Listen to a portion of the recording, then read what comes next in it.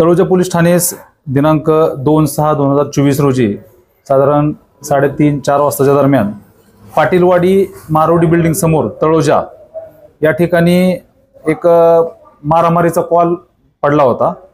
त्याच्यानुसार आमचे पोलीस तिथे गेले असता एका युवकास 2 जणांनी फावडे आणि कोयत्याने मारहाण करून वार करून जखमी अवस्थेत तिथे टाकले होते।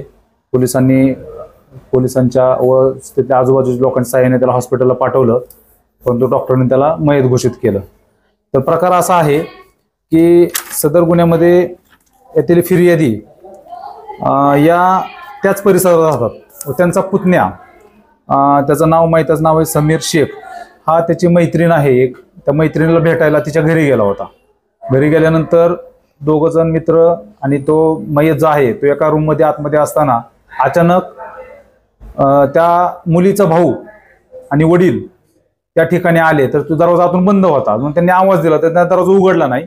म्हणून ह्यानं काय करत दरवाजा तोडला आणि आतमध्ये गेला तर तो जो मयत मुलगा आहे त्या मैत्रिणीचा फ्रेंड त्या मुलगा आतमध्ये सापडलो। त्यांनी काय केलं तिथे रागाच्या ह्याच्यात फावडा आणि कोयत्याने त्याच्या डोक्यात, अंगावर, पाठीवर सगळीकडे वार केले आणि त्याच्यामध्ये त्या युवकाचा मृत्यू झालेला आहे।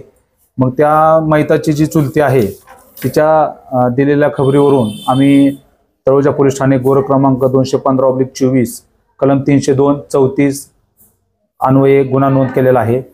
त्या गुन्ह्यातील 2 आरोपी आहेत, त्यापैकी ताहिर युसुफ शेख वय वर्ष 24 ह्या आरोपीला ताब्यात घेऊन अटक केलेली आहे।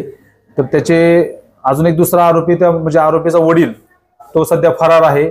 त्याचा शोध चालू असून आमचे 2 पोलीस पथक नेमलेले त्याचा शोध घेत आहेत। आरोपीस अटक करून रिमांड कामी न्यायालयात हजर केलं होतं। न्यायालयाने त्याला 4 दिवसाची पोलीस कोठडी दिलेली आहे। सदर गुन्ह्याचा अधिक तपास चालू आहे।